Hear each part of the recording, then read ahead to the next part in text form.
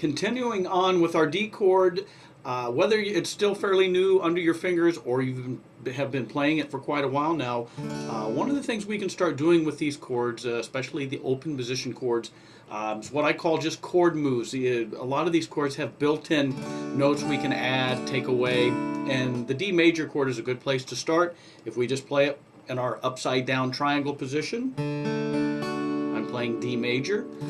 Well, what I want to do in this video is just talk about physically what I'm doing to get the other two chord variations. And keep in mind, these are all D chords. That this shape here, once you have that down, that's really more of a starting point to other D variations, D major, D sus's, as we're going to talk today. We're going to talk about suspended chords. I will have a couple videos getting into the details, where these chords come from, why they're called suspended, and so on. But just to get these under our fingers first and foremost, go ahead and grab your guitar. Make sure you've got a good D chord up here. And by now, make sure you're trying to catch all those little details we talked about in the previous videos. But what I'm going to do is I'm going to play my regular D major, and then I'm going to start to alter what I'm doing on the high E string. The first thing I'm going to do is I'm going to lift my middle finger, and ideally you should be playing an open D string, open D4. Now I'm going to play the G string, and that is the second fret, the A, and now the B string, I'm holding the third fret down, that is a D note, and then finally the open E string. Here's regular D major with the middle finger back down, and hopefully you're doing these with me at home. Here's the D major, do it with me.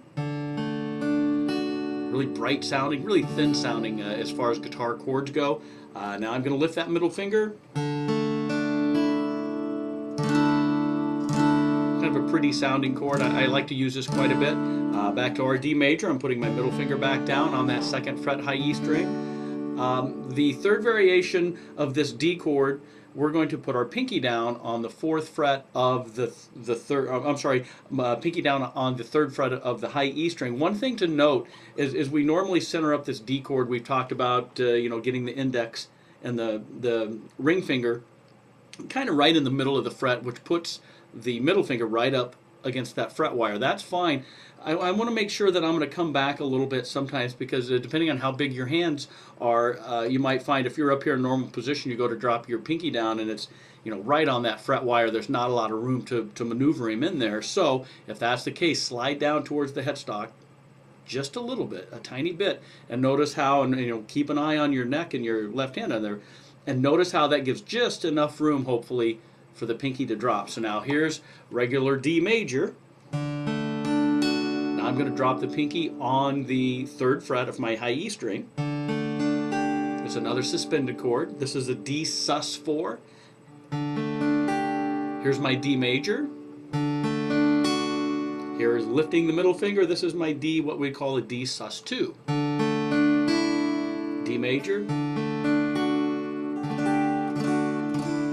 Then after a while, as you start to I'm just down strumming. I just want to hear how one chord I can get a lot of music out of it. And ideally getting comfortable with the idea of, as we've talked, I don't want the fingers really feeling like they're gripping the neck. I want to be able to lift and drop them fairly easily. So what I'm doing to make that happen, remember we talk about the weight.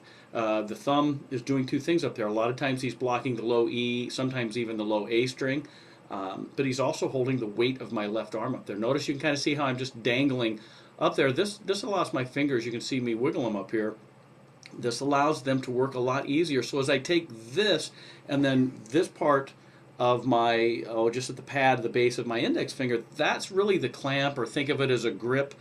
And I think of this D chord more as just an extension of that. You can see I'm gripping the neck, I'm grabbing, gripping, and then as I keep my fingers together, I just fold into the shape, and that allows me to think that I can just drop and lift. Go back to those exercises where we're just trying to hammer the chords on, or just really as fast as you can, just dropping and lifting the chord and keeping the chord intact.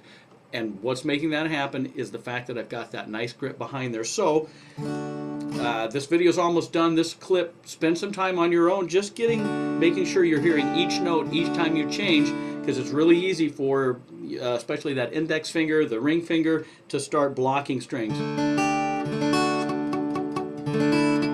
especially the one where you're trying to get the high E through. You might hear that at first. It's probably happening right up there. So make sure this is one of those rare exceptions. You're right up on your tiptoes on that ring finger.